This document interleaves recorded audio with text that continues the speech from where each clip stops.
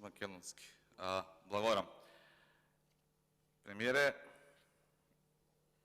на првиот дел од вашиот одговор ќе коментирам само вака. Селективната правда е многу поголема неправда. Ама ќе се ослободи судството, ќе се ослободи обвинителството, нема обвинителите да бидат кандидати на СДСМ за повисоки функции, пак има одговорност за сите.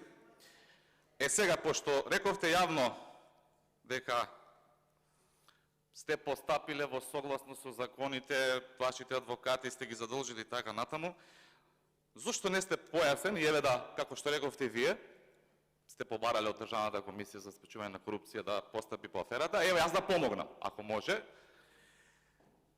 Зошто не кажете дека уделот во Pixel Group сте го поклониле без надомест на вашиот кум?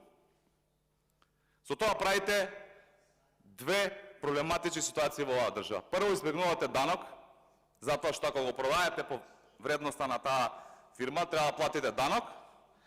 А второ, суштината на целата афера за криење на имот е токму тоа, што вие му поклонувате на вашиот кум удел во фирма за да ви ја чува, за да кога ќе завршите со политиката, на истиот начин, со истите адвокати, се вратите како косовственик во Pixel Group.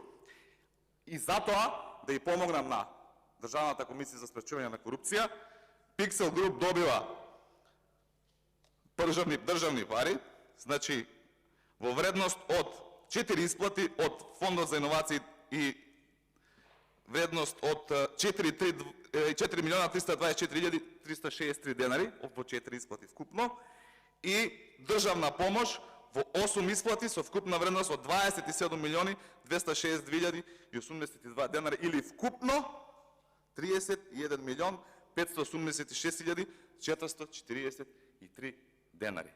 Вие, почитуван премиере, со 2.500 евра оснивачки влог сте создале фирма која што добива државни средства, пари на граѓаните во милионска вредност, за која што вие имате судебни интереси, затоа што и сега собственик е вашиот кум, кој што е блиска личност по законот, согласно дефиницијата, член 8, почитувана председателка на Комисија за спречување на корупција, став 4, каде се дефинира поимот блиски лица, да, роднини, меѓутоа на крајот пишува и други лица со кои лицето има финансиски интерес. Еве да ви помогнам, ви открив дел од аферата, постапете, испитајте го потеклото на имотот и видете што значи скриен удел во фирма кој што ќе си го вратите кога ќе заврши со политиката.